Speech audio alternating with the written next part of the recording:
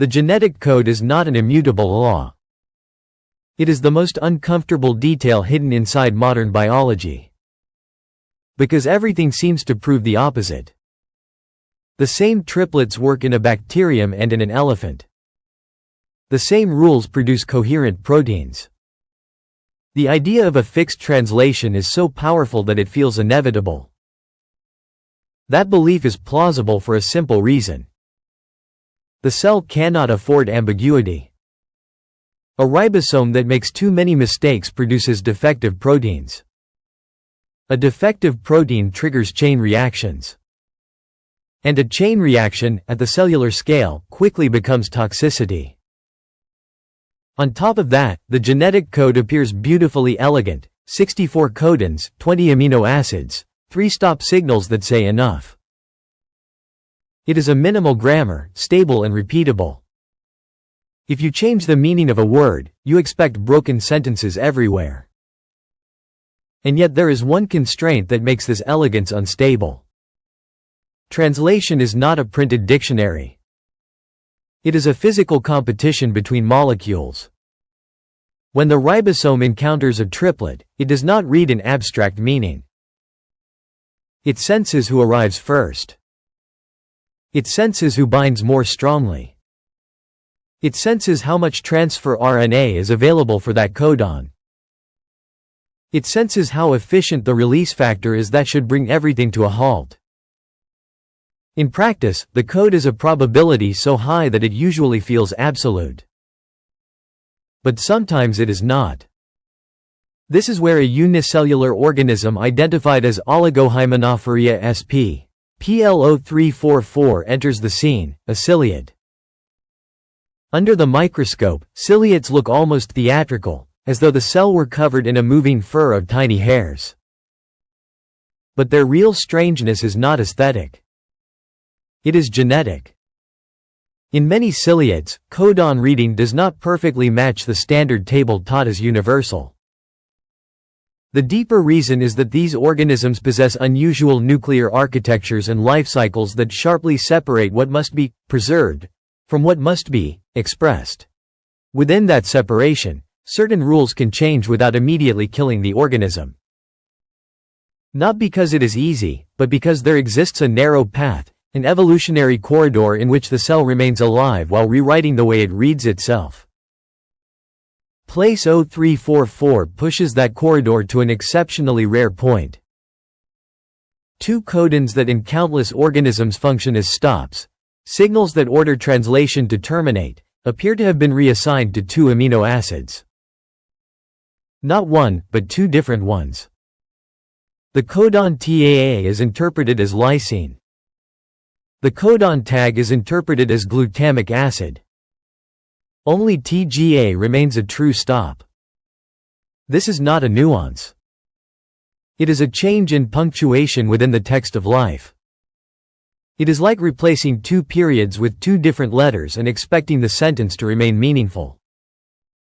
At this point, the mind instinctively looks for something to hold on to. Some way to soften the shock. Why should a single remaining stop codon be enough? How can a cell stop in the right places if 2 stop signals are no longer stops? The easy answer would be to assume that the PL0344 genome is riddled with errors and that the organism lives on the edge of collapse. But that hypothesis does not hold. An organism cannot survive for long if it translates most of its essential proteins chaotically. There must be a compensatory mechanism. And in a system this refined, that mechanism cannot be a mere trick. It has to be a reorganization. That reorganization often begins with the way the ribosome decides when to stop. Normally, when a stop codon appears, a release factor recognizes it and cuts the growing protein chain free. But if the release factor loses affinity for a stop codon, or if the cell introduces transfer RNAs capable of competing for that same codon, the stop ceases to be a wall and becomes a doorway. Here, however, the difficulty is doubled. In many reassignment events, 2 stop codons end up meaning the same thing. That simplification reduces the number of new rules the cell must manage. Place 0344 does the opposite. It preserves two separate exceptions. Which means the cell has not merely opened a door. It has built two distinct passages, two alternative routes, two molecular systems reliable enough not to interfere with genuine termination. And at that point, true termination becomes precious. If only TGA remains a stop, then the genome must use it more often and more strategically. Wherever possible, it must avoid relying on TAA and TAG to end a protein. It must rewrite its endings. It must transform an inherited vocabulary into a new one. And this rewriting cannot happen instantly. It unfolds gradually. Through mutations that replace one stop with another. Through regions in which a protein becomes temporarily extended and the cell discovers, brutally, whether that extension is tolerable or lethal. The evolutionary history of a code change is a history of repeated compromises, severe selection, failed attempts, and attempts that survive. The most unsettling consequence is that, during this transition, the cell must live in a regime of controlled ambiguity. For a period of time, some sites that were once stops may sometimes be read as stops and sometimes as amino acids, depending on how abundant the competing molecules are. That means the same sequence can produce multiple versions of a protein. Some shorter, others longer. Some functional, others less so. At first glance, it looks like a disaster. But under precise conditions, it can become a resource. A way of generating variants without immediately changing the gene itself, allowing selection to determine which variant is useful. It is not a conscious design.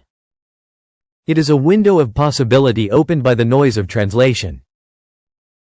And in PL0344, that window seems to have closed into a new stability. A stability different from the standard one, yet stability nonetheless. It means the system has found an equilibrium in which TAA and TAG no longer trigger termination, but are routinely filled with lysine and glutamate instead. Here, real life appears to have done something audacious, to take signals of ending and turn them into building material.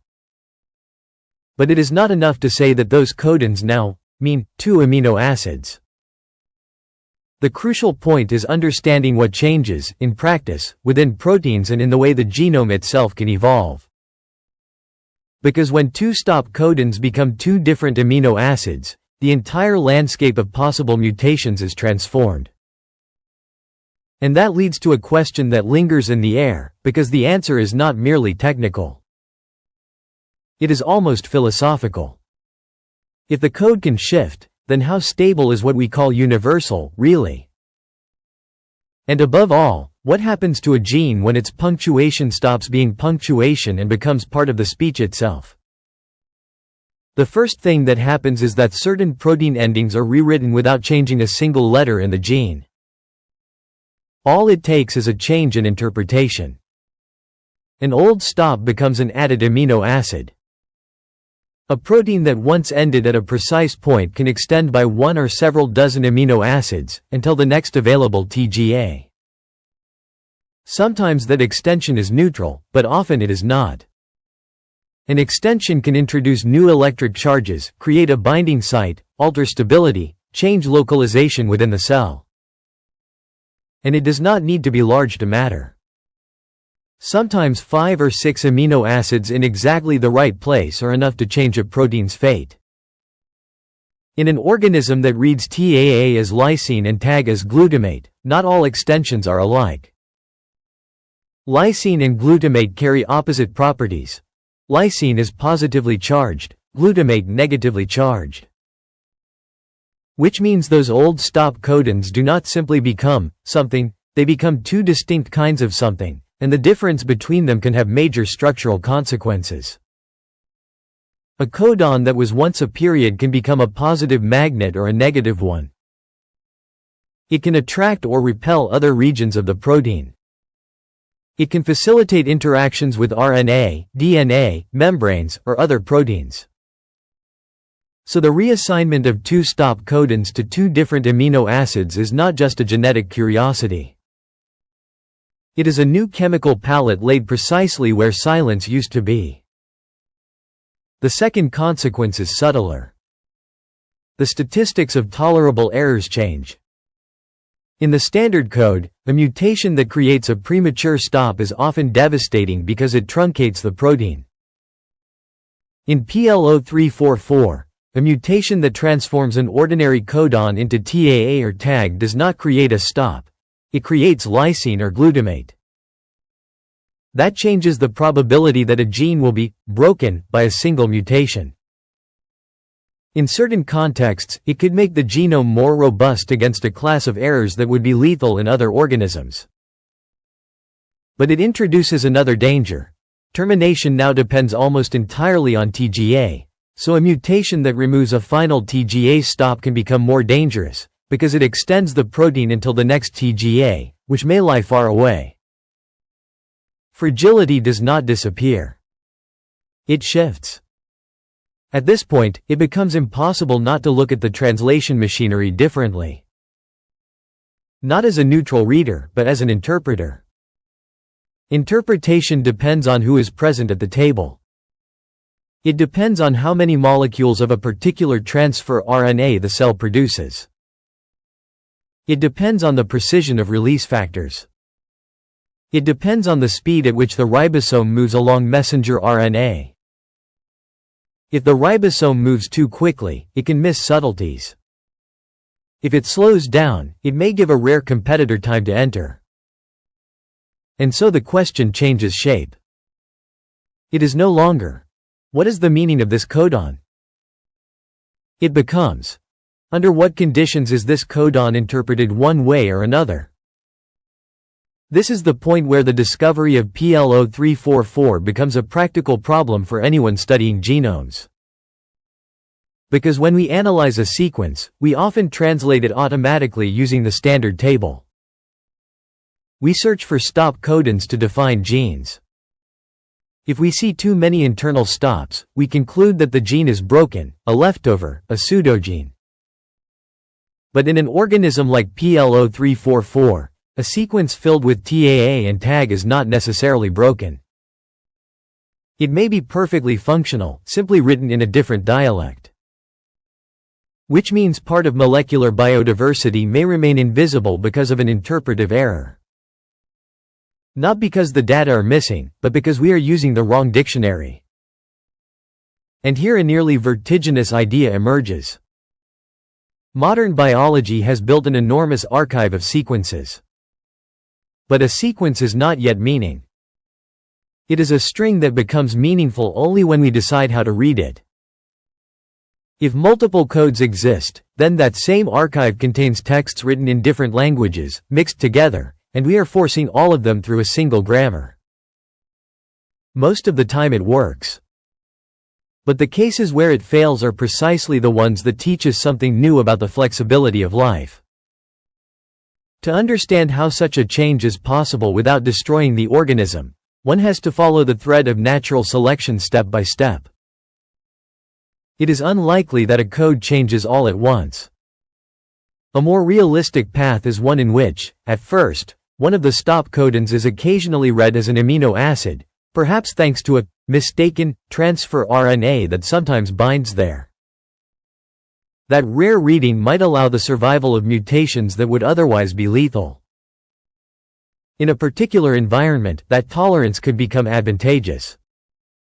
Then, slowly, the cell might increase production of that transfer RNA, making the reading more frequent. But at that point it must solve the opposite problem, preventing termination from disappearing entirely. And so it might reinforce recognition of another stop codon, making it more reliable.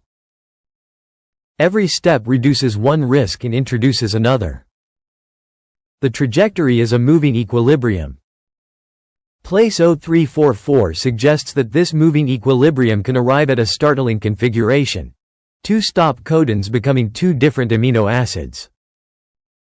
To reach that point, the organism must have developed two distinct tools, capable of inserting lysine at TAA and glutamate at TAG without interfering with the true stop codon, TGA.